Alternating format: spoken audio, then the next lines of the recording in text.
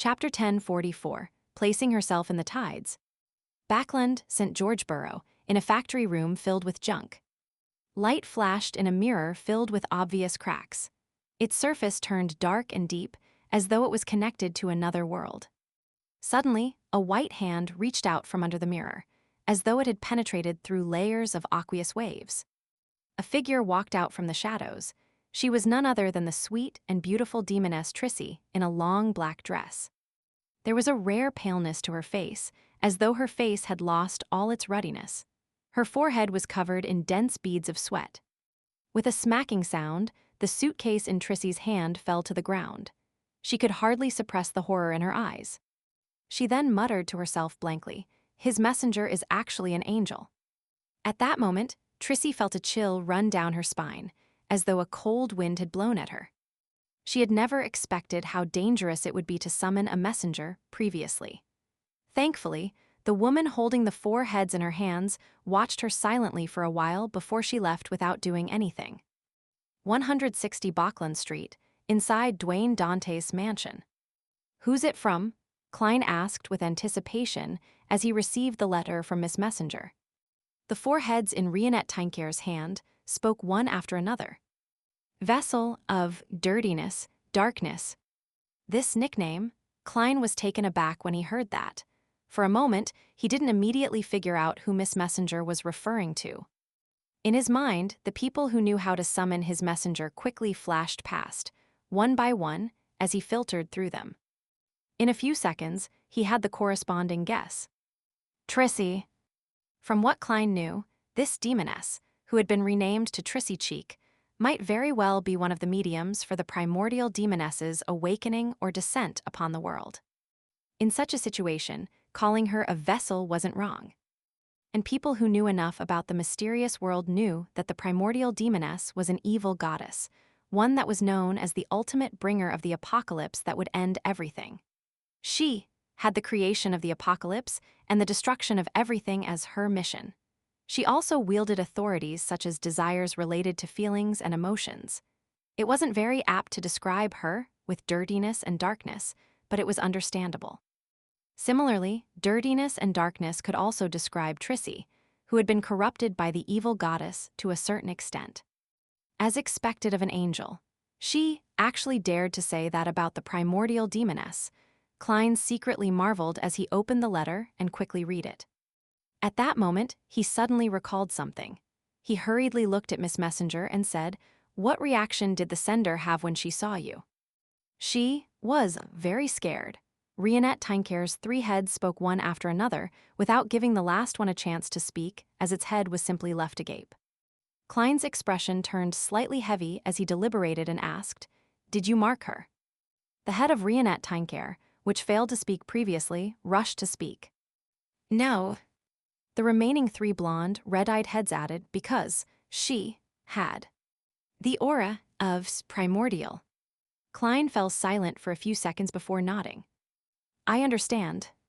After watching Miss Messenger step into the void and leave, he unfurled the piece of paper and quickly read Trissy's letter.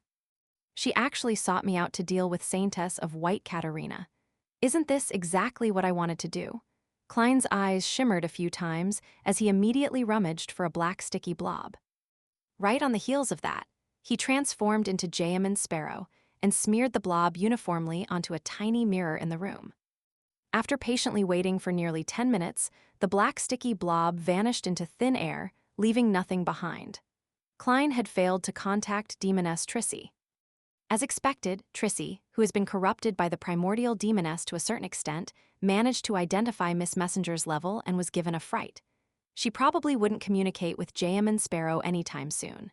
Sigh, if I had known Miss Messenger is a special angel, I definitely wouldn't have let her appear in front of Trissy, or I would have informed her that if a demoness were to summon her, she can bring both the person and let her over.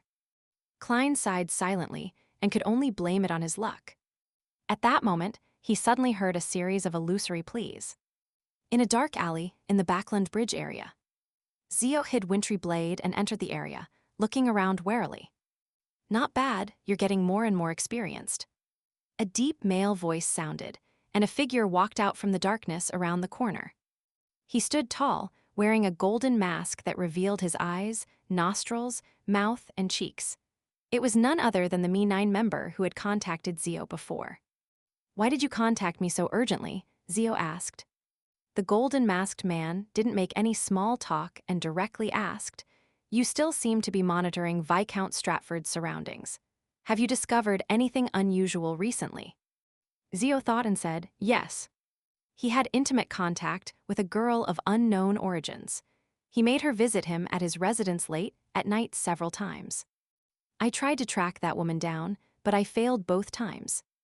Also, Viscount Stratford suddenly went out in the middle of the night 2 days ago. I don't know where he went because I didn't manage to follow him." The golden masked man tersely acknowledged this as he went deeper into the details. Zio answered according to the details she had seen back then. She only concealed the fact that she had met Shermaine in the carriage and how she had followed Viscount Stratford all the way outside the warehouse. "Not bad, your persistence was rewarding." The golden masked man nodded slightly. He didn't seem to doubt what Zio had said.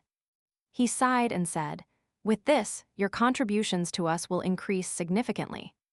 To be frank, if this continues, you'll soon be able to accumulate the contributions needed for the Sequence 6 potion. However, before that, there will definitely be a strict examination. And with your background, it will fail the examination without a doubt. After all, I know it very well. Actually, there's no need for you to seek the truth. I know that this was the motivation for you to persist in continuing the mission regarding Viscount Stratford, but my personal suggestion is to put the matter aside. With your current sequence and abilities, it's enough to let your mother and brother lead a very good life. Don't worry, no one will cause you trouble. And if you wish to continue persisting, I cannot guarantee what will happen." Although Zio had already expected such an explanation, she was helpless in resisting her emotions and throbbing heart. She blurted out a question. "Who exactly are you?" "I'm just an ordinary mid-sequence beyonder," the golden masked man said with a smile. "You might not know that the post of Captain of the Royal Guards has the corresponding authority in MI9. It's equivalent to a deputy director that handles matters related to the royal family. Back when your father was alive, I was his subordinate and had received his help in various aspects. After his passing, I, who didn't commit any wrongs or hide any matters, was removed from the core of MI9. See, I'm only responsible for informants on the outside like you." Upon saying that, the golden masked man sighed. "Your father helped me a lot, so, after I recognized you, I deliberately made you become an informant under me. With the extent of my power, I provided you some help. I have a family of my own and my own life, so I can't take excessive risks or do anything too dangerous for you.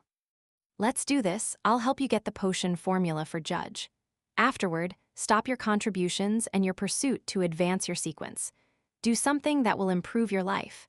As for what you want to do or plan to do in private, I don't know, nor do I want to know." Zio fell into a daze. Her lips trembled as she said, "What kind of person was my father?" The golden masked man sighed as he replied, "He was a really brave, noble, and just aristocrat, but he wasn't that perfect.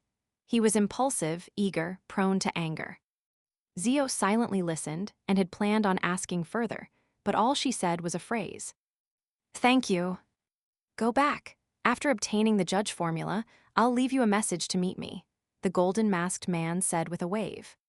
After Zio completely disappeared from the alley's entrance, the golden masked man was just about to turn around when a slightly ethereal voice sounded in his ears.